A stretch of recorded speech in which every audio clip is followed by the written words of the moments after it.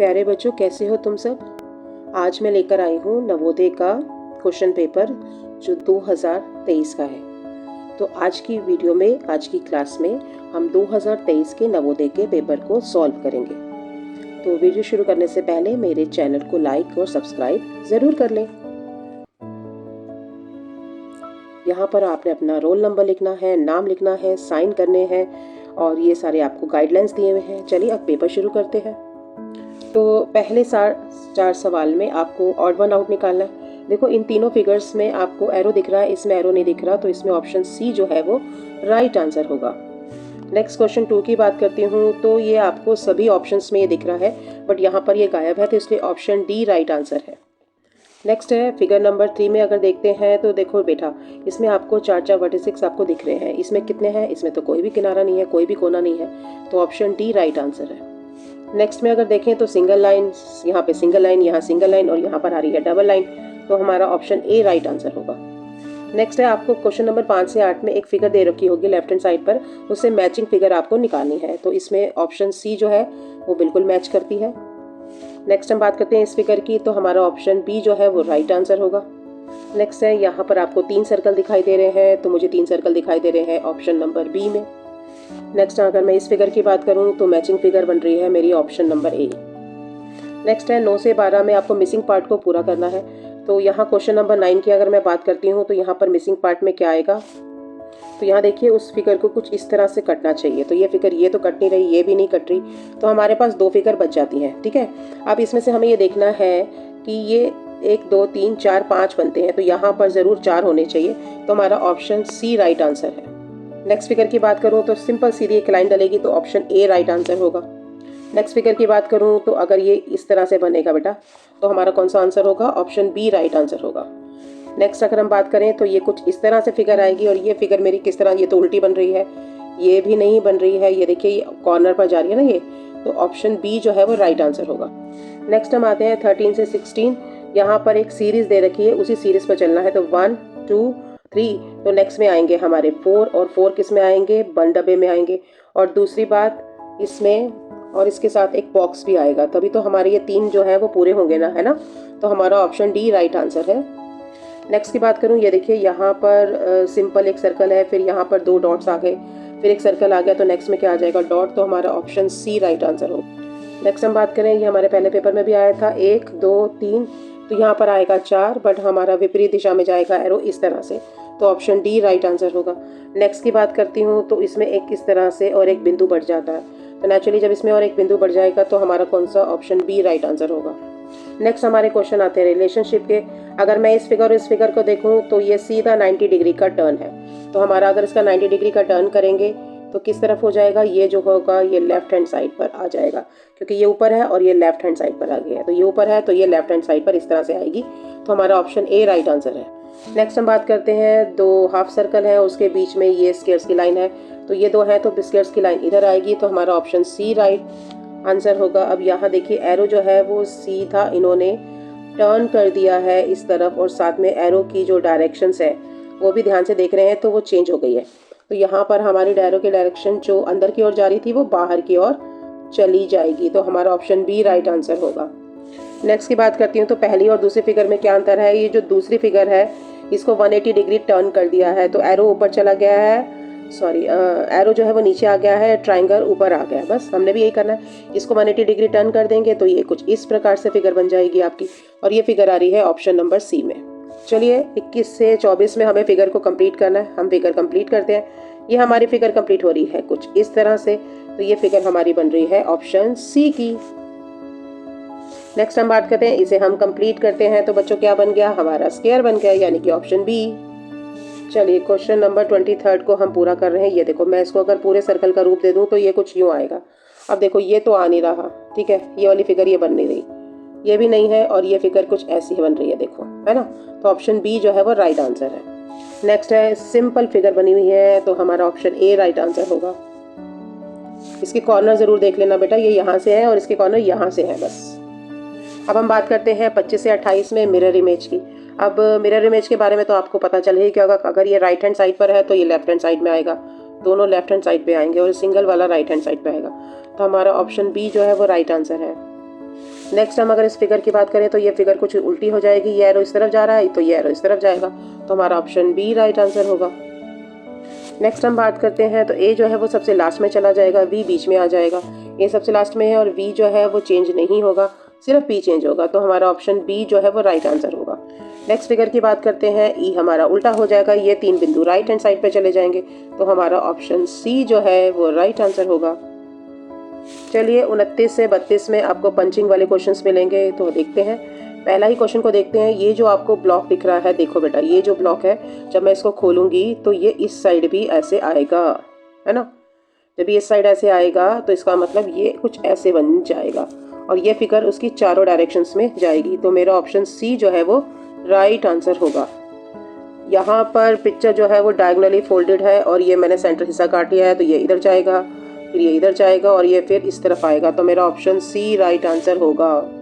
Next की बात करते हैं, यहाँ भी डायगोनली फोल्ड किया हुआ है, ये देखिए। तो अगर मैं इसको खोलूंगी तो ये सर्कल ऐसे आ जाएगा और ये सर्कल देखो आधे पेज में तो ऐसे आएगा और आधे पेज में ये इस तरह से आएगा, तो हमारा ऑप्शन ए राइट आंसर होगा। नेक्स्ट बात करते हैं, इस फिगर को थोड़ा सा मैं बड़ा कर देती हूँ। तो हमने पेपर को यहाँ से फोल्ड किया है और हमने इसको ऐसे किया, तो जब मैं पेपर को ऐसे खोलूंगी तो ये लाइन ऐसे भी आएगी। अब ये सोच के देख लो बेटा, अगर ये चारों जगह रिपीट होगी तो ये कैसी बनेगी फिगर, इस तरह से, तो मेरा ऑप्शन सी राइट आंसर होगा। नेक्स्ट है 33 से 36 में क्या दिया हुआ है, कुछ कटआउट्स दे रखे हैं और उससे हमने फिगर का निर्माण करना है। अब हमने देखना है कि मेरे दो, एक राइट एंगल है और स्मॉल ट्रायंगल है, स्क्वायर है, और ये फिगर कहाँ सेट होगी। ये फिगर यहाँ तो नहीं होगी, ये यहाँ भी नहीं होती है, यहाँ पर इसकी ये साइड लंबी नहीं आ रही है, तो हमारा ऑप्शन बी राइट आंसर है। नेक्स्ट बात करती हूँ, अगर मैं इस फिगर को ऊपर ले जाऊँ तो मेरा ये कुछ इस तरह से बन जाएगा और उसमें सेट हो जाएगा, तो ऑप्शन बी राइट आंसर होगा। नेक्स्ट फिगर की बात करती हूँ तो यहाँ पर मेरा ये नहीं बन रहा, ये वाला हिस्सा, ये इसमें भी नहीं बन रहा, ये इसमें और इसमें बन रहा है, ठीक है, बट इसमें देखो ये वाला ट्रायंगल ठीक नहीं बन रहा ना, तो हमारा ऑप्शन बी राइट आंसर है। देखो यहाँ पर एक हिंट है कि ये हमारा पिक्चर जो है वो यहाँ कंप्लीट हो रही है और ये ट्रायंगल ये और ये हो सकते हैं, है ना, तो पूरी फिगर बन जाएगी हमारी, तो हमारा ऑप्शन ए जो है वो राइट आंसर होगा, ठीक है, क्योंकि इसका ये ट्रायंगल बहुत छोटा है। अगर आप देखें तो दोनों ट्रायंगल बराबर है, तो ये है नहीं, ये है नहीं, तो यही होगा। चलिए अब क्वेश्चन नंबर 37 से 40 में हम हिडन फिगर को ढूंढते हैं। हमारी हिडन फिगर है ये, देखो ये हमें ऐसे देखना है, तो अब हमें देखो क्या ये बन रही है, यहाँ पर नहीं, यहाँ बन रही है नहीं, यहाँ पे यही नहीं है, तो यहाँ पर क्या है, ये देखो ये कुछ ऐसी बन रही है, तो हमारा ऑप्शन डी जो है वो राइट आंसर है। नेक्स्ट फिगर की बात करूँ तो ये और ये कहाँ दिख रहा है, यहाँ तो मुझे दिख नहीं रहा, यहाँ भी नहीं दिख रहा, यहाँ तो ये बट ऊपर सर्कल नहीं है, तो हमारा ऑप्शन ए राइट आंसर है। नेक्स्ट बात करते हैं, यहाँ एल बन नहीं रहा, यहाँ पर लंबी सी एल है नहीं, यहाँ पे भी नहीं है, तो हमारा एल कहाँ बन रहा है, यहाँ, ऑप्शन बी राइट आंसर है। अब क्वेश्चन नंबर 40 की बात करते हैं, तो पहले तो मुझे देखना है इतना बड़ा रेक्टेंगल कहाँ बन रहा है। अगर यहाँ पे नहीं बन रहा, यहाँ पे भी नहीं बन रहा, तो ये यहाँ पर भी नहीं बन रहा इतना बड़ा, तो मुझे सिर्फ यहाँ बनता हुआ दिखाई दे रहा है और यहाँ पर ये स्क्वायर दिख रहा है, तो ऑप्शन ए राइट आंसर है। तो पहला सवाल है मैथ्स का हमारा अंक गणित परीक्षण का कि 80 विद्यार्थियों का एक समूह, यानी कि क्लास में टोटल बच्चे हैं 80, ठीक है। अब इसमें से 20% जो है वो 20% जो है वो है गर्ल्स, यानी कि लड़कियां, तो शेष लड़के हैं। तो पहले तो हम गर्ल्स निकाल लेते हैं कितनी है, तो 80 का 20% निकाल लेते हैं हम, तो यानी कि हमारी आ गई 16 गर्ल्स हैं, तो 80 में से 16 माइनस कर देते हैं, तो यानी कि 64 जो है वो लड़के हैं, बॉयज़ हैं। अब वो क्या कह रहा है कि इसमें कितनी लड़कियां और शामिल कर दी जाए, यानी लड़कियों की संख्या बढ़ानी है कि लड़के जो हैं वो 70% हो जाए। तो हम क्या करते हैं, इस समय 80 का ही 70% निकाल लेते हैं, 8 7 56, यानी कि 56 लड़के होने चाहिए। अभी कितने हैं, 64, तो हम क्या करते हैं 64 में से 56 को माइनस कर देते हैं, तो 8 लड़के कम कर देंगे, लड़कियां बढ़ा देंगे, है ना। तो 8 लड़के अगर बढ़ा देते हैं, लड़के अगर 8 कम कर देते हैं, तो हमारा लड़के 70% हो जाएंगे। चलिए दूसरा सवाल है कि 1250 मीटर एक लंबी रेलगाड़ी 2 मिनट में 1 किलोमीटर की दूरी तय करती है। देखो हमारा फार्मूला होता है स्पीड बराबर डिस्टेंस अपॉन टाइम, ठीक है। तो अब इसमें हमने क्या देखना है, इसका डिस्टेंस कितना है, इसका डिस्टेंस है 1 किलोमीटर, यानी कि 1000 मीटर, और टाइम है 2 मिनट, यानी 2 को अगर मैं यहाँ अगर मैं मीटर में ले रही हूँ तो यहाँ मुझे सेकंड्स में लेना होगा, तो 120 हो गया। इसको काट के 2 6 12, 2 5 10 और ये हो गया 25/3। तो मेरा जो डिस्टेंस आ गया, सॉरी जो मेरी जो स्पीड आ गई वो मेरी आ गई 25/3 मीटर प्रति सेकंड। ठीक है, अब ये क्या कर रही है, ये दूसरी रेलगाड़ी को 4 मिनट में पार कर रही है। ठीक है, तो दूसरी रेलगाड़ी में ये कितना टाइम लगा रही है, 4 मिनट। 4 को भी हम 60 से गुणा कर देते हैं, तो 6 चौक 24 सेकंड्स यहाँ पर टाइम आ गया। तो यहाँ पर दूरी कितनी हो जाएगी, अब जो कुल दूरी होगी ना, वो इस रेलगाड़ी की लंबाई और इस रेलगाड़ी की लंबाई दोनों का एडिशन होगा। ठीक है, तो अब हमें क्या पता है, हमें ये पता है कि जो इसने दूरी तय करी है वो है ट्रेन की लेंथ और दूसरे वाले ट्रेन की लेंथ। ठीक है, अब इसकी कुल दूरी कितनी हुई, इसको निकालने के लिए हम क्या करते हैं, हम निकालेंगे दूरी बराबर होती है स्पीड मल्टीप्लाइड बाय टाइम। अब इसकी स्पीड कितनी निकली है, 25/3 और टाइम इंटरवल कितना है, 240। 3 8 24, तो इसकी कुल दूरी होगी 25 8 2000 मीटर। ठीक है, तो 2000 मीटर जो है उसकी कुल दूरी है। अब इसमें से अगर मैं ट्रेन की लंबाई माइनस कर देती, ट्रेन कितनी लंबी है, 1250, तो मेरा आंसर आ जाएगा 750, यानी कि ऑप्शन सी। नेक्स्ट क्वेश्चन है कि रहीम जो है, ये रहीम है हमारा, ये दिनेश है और ये जॉर्ज है, ये 3 लड़के हैं। अब रहीम जो है ना, उसने दिनेश से 10 नंबर अधिक प्राप्त किए हैं। तो दिनेश के नंबरों को हम रेफरेंस लेते हैं और इसको हम x मान लेते हैं। तो रहीम के जो नंबर है वो दिनेश से 10 ज़्यादा है, तो x + 10 आ जाएगा यहाँ पर। और जो जॉर्ज है ना, वो भी रहीम से 25 नंबर ज़्यादा 25 नंबर कम लेके बैठा है, सॉरी। तो ये आपके जॉर्ज के नंबर क्या आ जाएंगे, रहीम के नंबर कितने हैं, x + 10 है, और इसमें से 25 नंबर हम माइनस कर देंगे। अब वो कह रहा है सभी तीनों अंकों का योगफल 235 है। तो करना क्या है, मुझे बस जोड़ देना है, इन सब के नंबरों को मुझे जोड़ देना है। ठीक है, यहाँ 1x है, 2x है और 3x है, तो मेरा आ जाएगा 3x। यहाँ 10 और 10 20x और माइनस 25x बराबर कितना है, जोड़ इनका 235 है। तो यहाँ पर हम 25 में से 20 घटाएंगे, ये आ जाएगा -5। इंटीजर्स आपको करने आते ही होंगे। ठीक है, बराबर आ गया 235 और ये -5 इधर जाएगा तो प्लस का निशान हो जाएगा। ठीक है, 235 + 5 यानी कि 240 आ गया 3x, तो x की वैल्यू आ गई /3 यानी कि 80। अब x की वैल्यू 80 आई, तो हमें किसके निकालने हैं, जॉर्ज के निकालने हैं। जॉर्ज के क्या है, 80 + 10 कितने हो गए, 90, और 90 में से मुझे पहले 20 घटाने, 70 में से 5 गए 65। तो मेरा ऑप्शन बी जो है वो राइट आंसर होगा।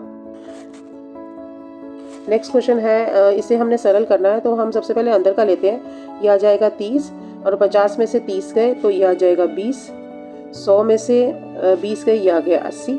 तो मेरे को 400 को भाग करना है 80 से, यहाँ से ये कट जाएगा और यहाँ पे आ जाएगा 8 पंजा 40। ठीक है, तो अंदर आ जाएगा सिर्फ 5 और ये हो जाएगा 100। 100 + 5 105, तो ऑप्शन डी जो है वो सही उत्तर होगा। तो नेक्स्ट क्वेश्चन है 360 जो है वो 3 ग्राम का कितने प्रतिशत है। तो यहाँ पर एक फार्मूला होता है कि 3 किलोग्राम यानी कि 3000 ग्राम का x प्रतिशत जो है वो निकालना है 360। इसको मैथमेटिकल भाषा में ऐसे लिखेंगे। अब हम क्या करेंगे, 3000 का लिख के का की जगह गुणा और x बटा 100 कर देंगे, क्यों, क्योंकि प्रतिशत में दे रखा है, और 360 कर लेंगे। अब ये जो 100 है ये इस तरफ आ जाएगा, ठीक है, और ये वाला इसके नीचे आ जाएगा। तो हमारे x की वैल्यू निकल आएगी, यहाँ से ये काटा, यहाँ से ये काटा, ठीक है, और इस 0 से ये काट लिया, 3 एकम 3, 3 दूनी 6, तो मेरा आंसर क्या आ गया, 12%।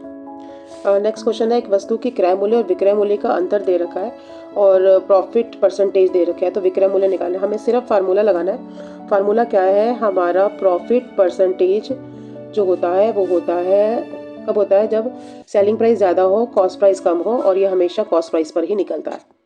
ठीक है, अब हमने देखना है क्या क्या दे रखा है, हमें इन दोनों का अंतर दे रखा है। इसका अंतर कितना है, 240। कॉस्ट प्राइस का मुझे पता नहीं है और मुझे प्रॉफिट परसेंटेज पता है, ये है मेरा 20%।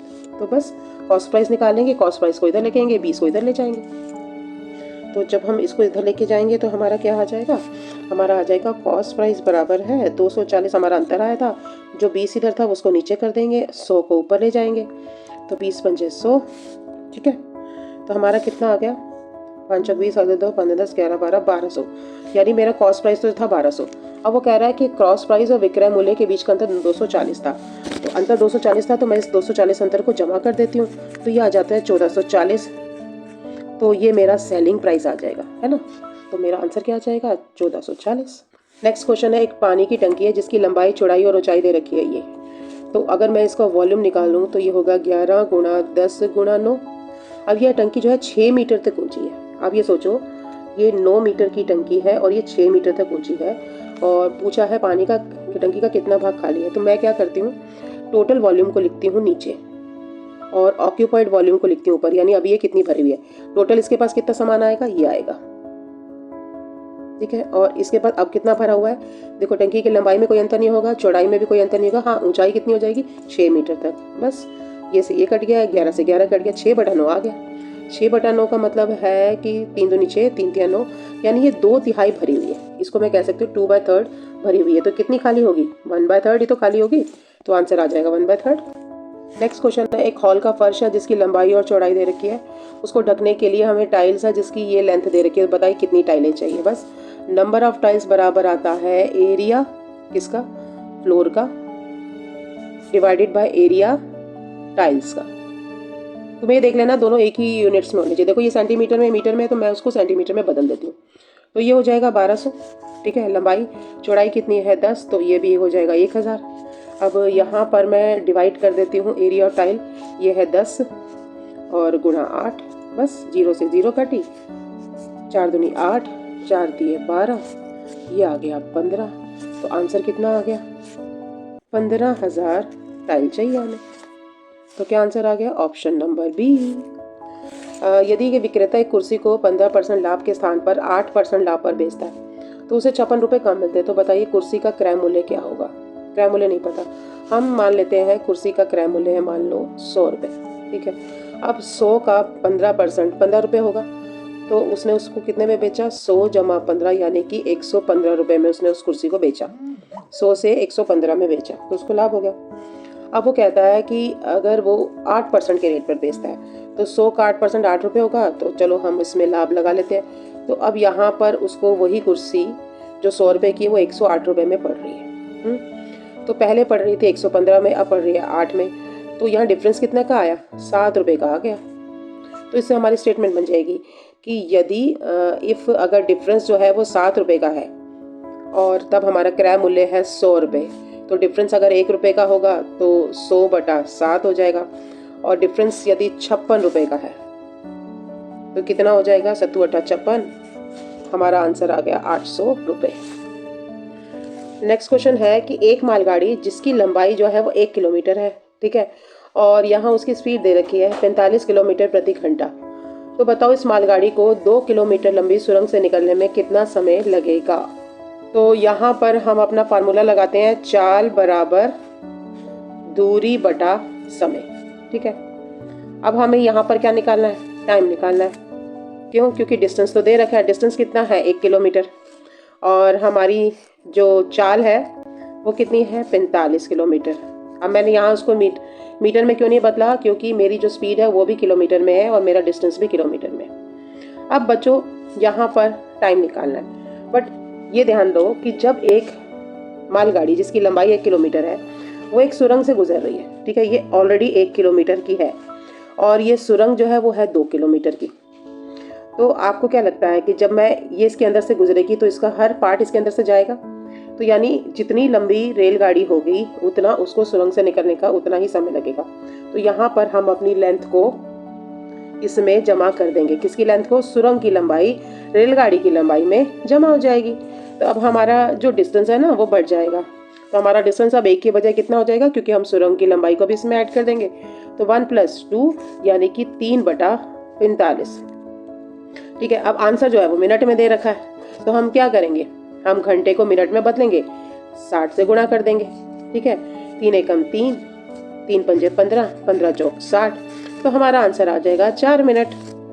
नेक्स्ट क्वेश्चन है 5555 को कैसे लिखेंगे। तो बहुत ही आसान क्वेश्चन है ये तो, ऑप्शन डी। नेक्स्ट सवाल है कि हमारे पास ना 4 डिजिट दे रखे हैं, 9704। तो अगर हमने सबसे बड़ी संख्या बनानी है तो हमें डिसेंडिंग ऑर्डर में लगाने होंगे। डिसेंडिंग ऑर्डर क्या होता है, 9 7 4 और 0। और सबसे छोटी संख्या निकालनी है तो हम क्या करेंगे, 0 होती है सबसे छोटी संख्या, बट 0 को हम हमेशा सेकंड नंबर पे लगाते हैं ठीक है। उससे पहले जो हम 4 लगाएंगे फिर 7 लगाएंगे, यानी असेंडिंग ऑर्डर में लगाएंगे, और हम माइनस कर देंगे। ये 10 हो गया, ये 13 हो गया, ये 6 हो गया, तो ये आ गया आपका 5, 6 और 6 और ये हो गया 1। तो हमारा आंसर क्या आ गया? Option D.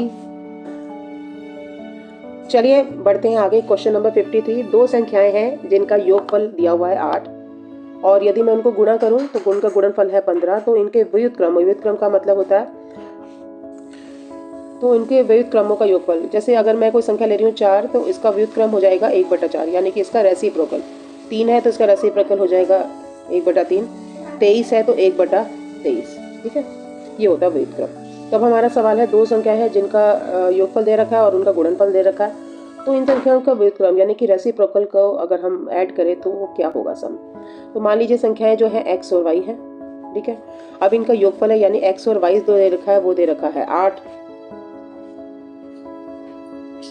और इनका जो गुणनफल है यानी कि इनका जो प्रोडक्ट है वो दे रखा है 15।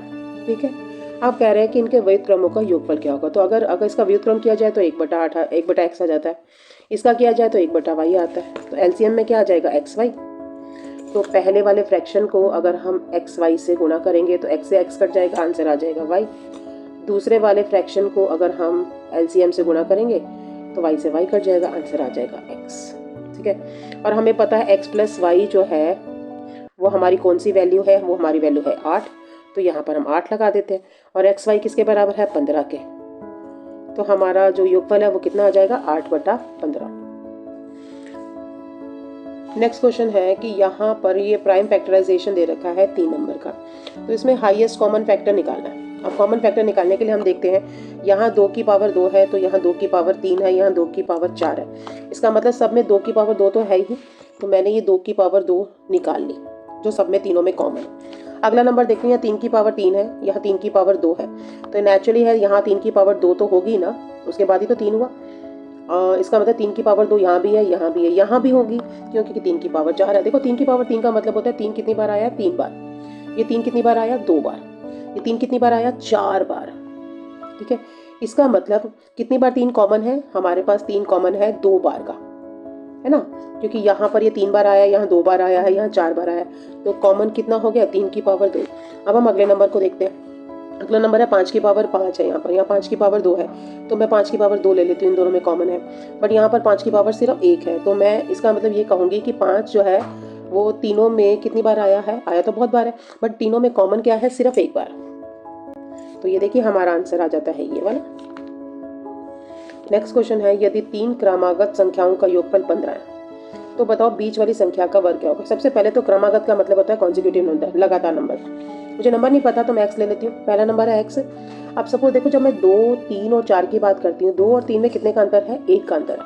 3 और 4 में कितने का अंतर है? 1 का अंतर। यानी क्रमागत संख्याओं में 1 का अंतर होता है। तो यहाँ पर स्टेटमेंट मेरी क्या बनेगी? मेरी पहली संख्या हो जाएगी एक्स, दूसरी संख्या हो जाएगी एक्स प्लस 1 क्योंकि ये से 1 बड़ी है, और तीसरी संख्या हो जाएगी एक्स प्लस 2। अब हमारा सवाल क्या कहता है? हमारा सवाल कहता है इन सब का योगफल, तो यानी मुझे इनको करना है जमा, और जमा करके कितना आ रहा है मेरा? 15 आ रहा है। तो बस अब अपनी वैल्यू निकाल लो। x, x और x कितने हो गए? 3x, और ये निकालो 1 और 2, यानी 3x जमा 3 बराबर है 15। ठीक है, तो 3x की वैल्यू आ गई 15 माइनस 3 यानी कि 12, तो 3x बराबर हो गया 12, तो x हो गया 12 डिवाइडेड बाय 3 यानी कि 4। यानी मेरी पहली संख्या है 4, तो दूसरी क्या होगी? x प्लस 1, 4 में 1 जोड़ दो 5, और तीसरी संख्या होगी 5 में 1 जोड़ दो 6। अब वो कहता है कि बीच की संख्या का वर्ग क्या होगा। बीच की संख्या कौन सी है? 5। अब इसका वर्ग क्या होता है? स्क्वायर करना है, यानी 5 को 5 से गुणा करना है। आंसर क्या आ गया हमारा? 25। अब हम बात करते हैं क्वेश्चन नंबर 56 की। संख्या जो 4 या अधिक अंकों की है और 8 से विभाजित। देखो यहाँ पर डिविजिबिलिटी रूल्स होते हैं कुछ, एक बार हम रूल को कर लेते हैं। जैसे संख्या 1 का रूल है कि वो हर एक के पहाड़े में आती है, विभाज्यता के सिद्धांत होते हैं। कोई भी संख्या 2 से कब विभक्त होगी, कब डिवाइड होगी? जब वो किस पर खत्म होगी? 2, 4, 6, 8 या 0 से। यदि उस संख्या के अंतिम अंक एक ये है तो 2 से डिविजिबिलिटी होगी उसकी। अब 3 से डिविजिबिलिटी के लिए क्या है कि यदि कोई संख्या 3 से विभक्त होती है तो उस संख्या के सभी अंकों का जोड़ जो है वो 3 से भाग होना चाहिए। जैसे मैंने संख्या ले ली 132। अब मैं क्या करती हूँ, इसके तीनों अंकों को जोड़ देती हूँ। 3 और 2 5 और 1 6। अब 6 जो है वो 3 के पहाड़े में आ रहा है, तो 132 जो है वो 3 से डिवाइड होगी। 3 चौक 12, ये देखो 3 चौक 12 होगी ना डिवाइड। अब हम बात करते हैं 4 की। 4 की डिविजिबिलिटी रूल क्या है कि कोई भी संख्या, जैसे मैंने ली 124 है, ठीक है, उसके आखिरी जो 2 अंक है ना वो 4 से विभक्त होने चाहिए। अब यहाँ पर अगर मैं 124 ले रही हूँ तो ये 4 के पहाड़े में आ रहा है, तो एक बार हम डिवाइड कर लेते हैं इसको। 4 तिया 12, 4 एकम 4, तो यानी कि हमारी बात ठीक है। नेक्स्ट हम बात करते हैं 5 का डिविजिबिलिटी रूल। 5 का डिविजिबिलिटी रूल क्या है कि कोई भी संख्या यदि 0 पे खत्म होती है या 5 पे, वो 5 से डिवाइड होगी। अब हम बात करते हैं 6 की डिविजिबिलिटी रूल पर।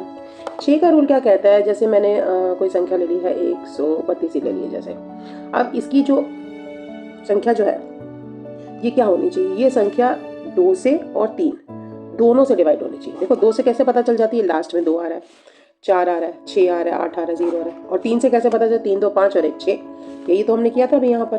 तो ये 3 से भी डिवाइड हो रही है, तो ये 6 से होगी ही होगी, ठीक है। अब हम आते हैं 7 के डिविजिबिलिटी रूल पर। 7 का डिविजिबिलिटी रूल क्या कहता है, सपोज मैंने कोई संख्या ली है 203।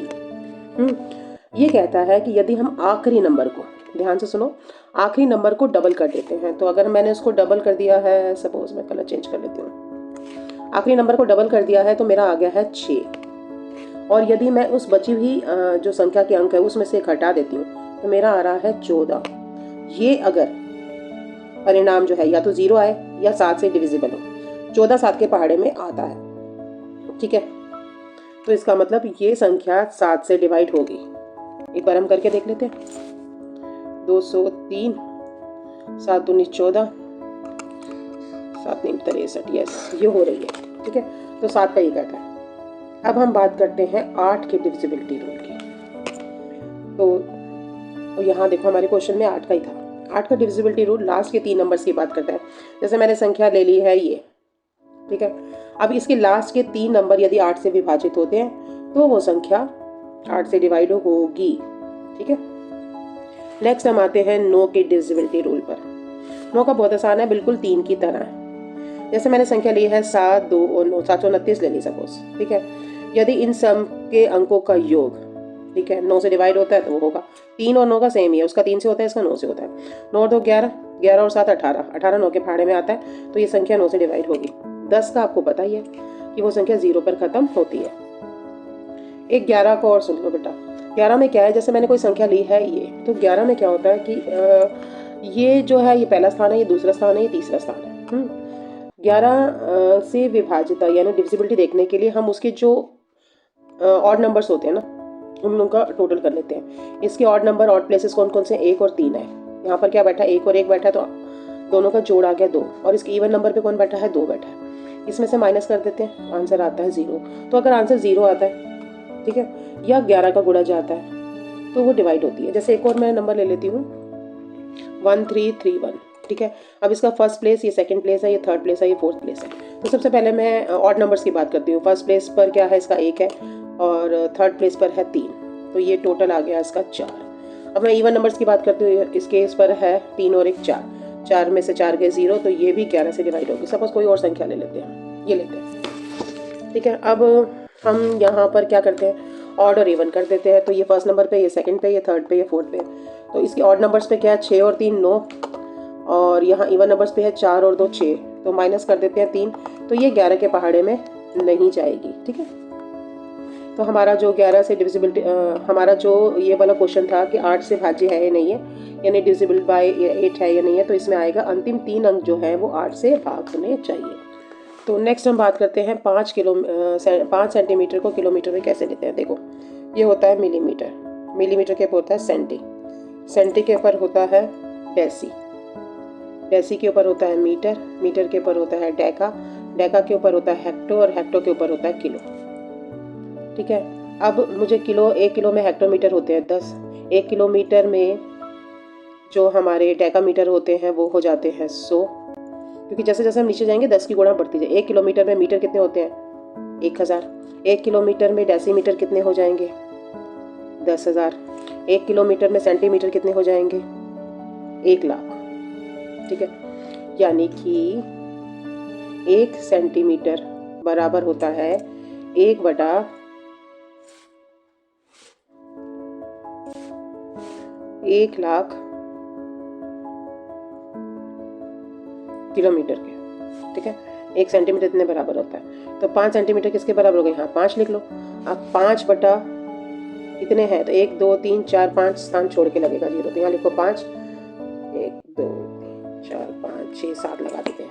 अब मुझे लगाने हैं 0, 1 2 3 4 5, तो मैं 5 स्थान छोड़ूंगी, 1 2 3 4 5, यहाँ डेसिमल लगा दूंगी, तो ये मेरा आंसर आ जाएगा 0.00005 किलोमीटर। ये रहा मेरा आंसर। नेक्स्ट है, इनमें से कौन सी संख्या जो है 3 4 5 से विभाज्य है? सीधा एलसीएम निकाल लो।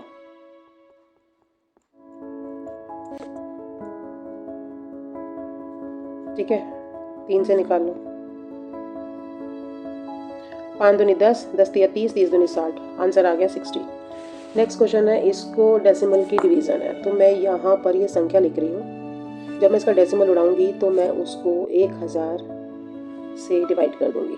क्यों? क्योंकि डेसिमल के बाद 3 प्लेसेस है। अब इसको मुझे किससे भाग करना है? इसको मुझे डिवाइड करना है 0.9 से। ठीक है, तो जब मैं इसको 0.9 से डिवाइड करूँगी तो मैं 9 को अगर खोल लेती हूँ तो ये 9/10 हो जाएगा, तो इसका उल्टा हो जाएगा ना, मल्टीप्लिकेशन का साइन लगाऊंगी, 10/9 कर दूंगी और यहाँ से यहाँ काट दूंगी और 9 को इससे काटूंगी, 18 10 9 चौक 36, 4 7 63, 9 63, तो ये मेरा आ गया 471 डिवाइडेड बाय 100। 2 0 है तो यहाँ पर पॉइंट लगा दूंगी, आंसर आ जाएगा 4.71। नेक्स्ट क्वेश्चन है, मेरी घड़ी में इस समय 7:05 हुए हैं और ये 25 मिनट आगे है। अब मुझे इसको करना है, तो अब पहले तरीके से हम करते हैं। तो हमें क्या करना है, 7 5 में से 25 मिनट माइनस करने हैं। मैं क्या करती हूँ, इस घड़ी में से मैं 5 मिनट जो है वो निकाल देती हूँ। ठीक है, तो मेरे पास घड़ी जो है वो 7 बजा रही है। अब इसमें से अगर 25 मिनट कम करूँ तो मेरे बनते हैं कितने, 6:35। क्योंकि मैंने इसमें 5 मिनट घटाए थे तो मैं वही 5 मिनट जमा कर देती हूँ, ये आ जाता है 6:40। एक तो ये तरीका होता है। दूसरा तरीका वही है सिंपल मैथ्स का तरीका, 7 5 में से मुझे 25 मिनट माइनस करने हैं। तो जब हम घंटे वाली घटा करते हैं, इसमें हम क्या करते हैं कि ये जो छोटा नंबर है और इसमें से बड़ा नंबर माइनस का, हम क्या करते हैं, ये जो घंटा है 7 का, इसको हम 1 घंटा कम कर देते हैं। जब 1 घंटा कम कर देते हैं तो वो जो 1 घंटा वो मैं मिनट में बदल देती हूँ। तो 1 घंटे में कितने मिनट होते हैं, 60, और वो 60 मैं यहाँ पर जोड़ देती हूँ। तो मेरे पास 5 और 60 मिलके बन गए अब 65। ठीक है, अब मैं इसमें से आराम से 25 घटा सकती हूँ और मेरा आंसर आ जाएगा 6:40 प्रातः। अब हम आते हैं अनुच्छेद 1 पर। किसी व्यक्ति का आंकलन हम केवल उसकी बाहरी दिखावट से नहीं कर सकते। बाहरी रूप रंग प्रायः धोखा देते हैं। एक बार देख लेने पर किसी व्यक्ति के सद्गुण या विशेषताएं जानना कठिन होता है। कभी कभी हम किसी व्यक्ति की ओर उसके बाह्य रूप रंग से आकर्षित हो जाते हैं, किंतु बाद में हम अनुभव करते हैं कि हमने जो उसे गलत समझा।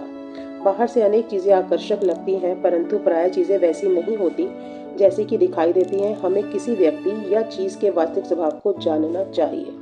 तो ये हमारा पैराग्राफ। अब हम इससे रिलेटेड देखते हैं प्रश्न उत्तर। पहला प्रश्न है कि बाह्य रूप रंग प्रायः धोखा देते हैं। अगला सवाल है, एक ही नज़र में क्या जानना कठिन हो जाता है? एक ही नज़र में किसी के सद्गुणों को पहचानना मुश्किल हो जाता है।